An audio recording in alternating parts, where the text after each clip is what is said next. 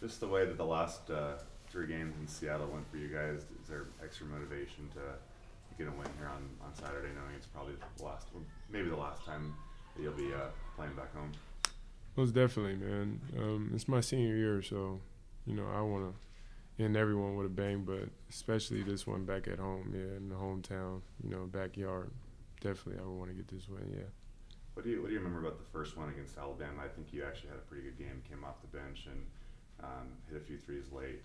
How important was that for kind of your confidence as a freshman and doing that in front of the home crowd there too? Yeah, it was an amazing moment, man. Walking out there, I was just happy to just even be on the court from the start of the game to the end of it, and being thrown in there and showing, what I could do freshman year. Yeah, it was an amazing moment for me, yeah, for sure. How much is Seattle a motivation for you in terms of, I think it's a first-round site this year again, Really?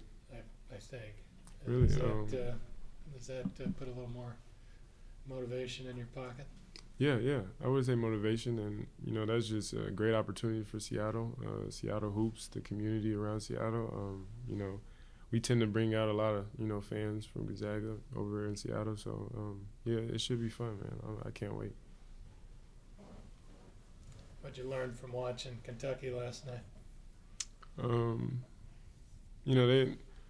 Clemson's a real good team. Their defense is remarkable. But Kentucky's good as well. It's just they got a lot of numbers. They go as deep as we do. When it comes to going into their bench. So they're real talented. But I think if we play the right way, our Zag way, I think we should do just fine. Just talk a little bit about Talk a little bit about the challenge of Kentucky's backcourt for you, maybe personally, whether it's handling ball pressure or just trying to get defensive stops. Yeah, they are real handsy on defense, man. They, especially Lamont Butler. He took that tenacity from San Diego over there in San Diego State. So yeah, man, I feel like he's brought a different energy to the Kentucky guards on sitting down and taking pride in playing defense. So all props to him. That's my guy as well. So show him love when I can. Nolan, these kind of week-long breaks, I know you got to stay locked in, but you'll have this and then another one after before UConn. Just how important is it for you to just sort of not be on the court and just kind of take a minute, take it all in?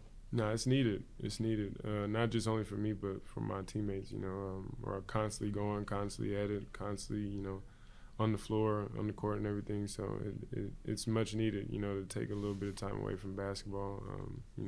We got class, school, and everything too. So finals week is right here. So it's needed. Especially this 1 week, get our finals and everything done, and we're right back to it. So it's needed. Finals this week? Finals is this week and next week, so mine's is this week. So yeah. With all that time though, is it also a chance to? I don't know. You don't want to overdo it, but do you get into the gym even more, maybe on your own? Yeah, I may go like late night. When I can't get no sleep or nothing. I be having a hard time sleeping, so I just be going in there late at night. Yeah. You gonna miss finals? Are you? No. Yeah, not at all. Yeah, not at all. I can't wait for this to be over, It's the last of it, so, I'm down home stretch, so. How many you got? I got 4. 4 finals, yeah. 4. Do you get a lot of kids who come through your camps in the summer coming to these games in Seattle usually, and how cool is that to see them there, and what do they tell you about the experience watching you? Man, I had a kid, camper, come all the way down to Bahamas last week, man, and it was amazing, So, our brand's gone international. That's what I love about it. But yeah, Seattle, that is where the home base is, So I'm sure I'm going to catch a ton of, to give back T-shirts in the crowd and everything. So yeah, man, it's a blessing. Who handles the tickets? Is it your parents? The tickets for all your family and friends? Definitely my parents. How many people do you anticipate? Rough estimate. Right now we're at 13, so we'll see if it goes up higher. We never know, but they might have to get their own tickets for this one. Nolan, what do you remember about playing Mark Pope coach teams, and how do you think this one kind of compares to those old BYU teams? And he's a great coach. What he's done in his single year, over at Kentucky, already starting off hot, and bringing the same, culture that they brought from BYU. That's all I got from it when watching Kentucky. I just really thought it was BYU, in just a different jersey. But yeah, man, he's an incredible coach. They live and die by that three. So we're gonna know that going into the game for sure. The three ball for you, if you look at your career numbers, where you started and where you're at, the progression there, and you probably see it with other guys in the program. What goes into that? Why is that taking place here for you and others? I would just say my roles became bigger. My work that I've been doing, it's been really paying off and showing. And not just only me. I feel like a lot of these guys, on the team have really developed their things that, they might not be as good as, in the previous years. So, like Graham, he's been working on his conditioning. He constantly says that. And, I'm working on my shot. I'm working on, every aspect of my game. So I'm sure all my guys are doing the same thing. So. You do anything specific with the three ball? Not so much. I mean, you walk into a gym and, the first thing you do is shoot the ball. So, I'm definitely working on my shot, majority of the time. But I feel like a lot of the other things that are little, and the hoop thing is the thing that I'm really dialing in on the senior year, which is kind of like, making sure I'm guarding my yard and, making sure I'm giving it my all on certain aspects of the game. So, yeah. About the floater. That's Floater. pretty dumb. yeah. And honestly, I'd be talking to Julian about this. I feel like, I'd be having to – we kind of just switched positions. He went off and do his thing, and I went on to, fill that role in, floaters, threes. So it's kind of unique. But I think Gonzaga has one player like that every year, that's floaters, threes. So I'm glad I stepped in the role. What do you think's been behind the free throw shooting? I think you guys were 91% from the line down there last week, and I think you're somewhere around 83% for the year. Really? Is there anything extra you guys are doing behind the scenes, or anything that you guys have changed in your routine during practice, or anything that's allowed for that to happen? I wouldn't say so.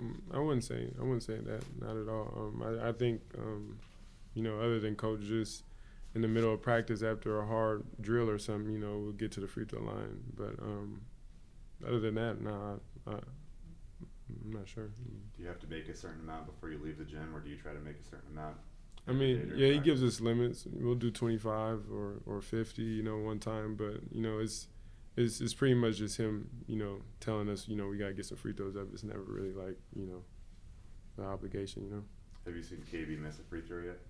Yeah. I have seen him miss a few in a row, actually, and I pointed it out to him, but, that's how KB is. He tries to act like nothing happened, so, nothing wrong with it. And then, sorry. I was just going to say, when you don't have games stacked up and they're spaced out like this, what do you do conditioning-wise? Is that part of it to stay where you want to be? Well, honestly, man, I think my conditioning kind of stays the same during the season. I don't quite go, get too tired or none of that.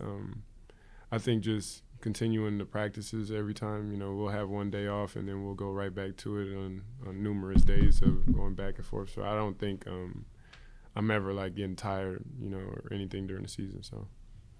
Andrew Carr played with Hunter at Wake Forest last year. Have you reached out to Hunt for a scouting report on him yet? Nah, I haven't, man. I haven't speak to Hunt in a minute. He's been busy himself, so he's been trying to rack up some wins himself over there at Wake. So I ain't been really too much in touch with him, but yeah, I definitely need to hit him for the Carr report.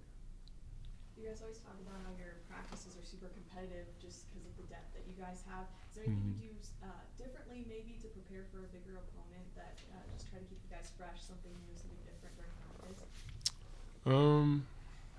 I wouldn't say nothing new or fresh. I'm sure Coach, at the start of this week, usually he'll do something fun like Olympic drill or 3-on-3 or something like that, just to start it off and just to get our our energy going, because it's kind of hard when you go in season after especially getting a few wins, and he always says you don't want to drink that poison of feeling like complacent and everything. So he'll spice it up a little bit and get us back going, energy right and everything. So it'd be needed sometimes. It'd be needed. What's the Olympic drill? So it's kind of just 3-on-2 continuous, and then a person runs in, touches the half court, and get back on defense. But it's kind of like a fast break drill, kind of. Yeah. Time for one more for Nolan. What's the best part of playing in Seattle? Man, I'm just in the backyard, and a whole bunch of my family, my friends, and everything, they could just be there and watch me play. So that's probably the biggest thing about it. Yeah. Mike, 3 games, 3-day tournament. What'd you kind of make of that? Does it feel sort of like an AAU tournament to you down there for your first time? Or?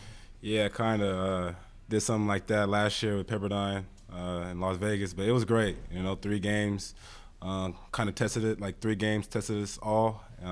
First game was a nail biter, but then we came back stronger with Indiana and Davidson. So I think we had a great 3-day stretch, and we came through. The team did good. Yeah, I'm proud of the guys. You shared the story about the basketball court that you and your dad built back home in your backyard. When you think about going from playing on that court to playing at Climate Pledge for a team like Gonzaga against the Blue Blood, what kind of comes to mind? Kind of a full circle moment, I'm sure. I mean, shout out to my dad. He didn't have to do that. It cost a lot of money building that court, but it paid off. That COVID time was just, bad for all of us. So he just built a court for me and my family, and every day I just started, getting shots up. And now going back to the backyard in Seattle, in the Climate Pledge, it's a full circle. It's amazing. Yeah. You grew up rooting for the Sonics, or any memories of? You might have been a little young, but yeah, I was going to games or anything like that, or? Nah, I don't remember going to a Sonic game. I did watch a lot of the Lakers and Kobe, so I was a fan of him.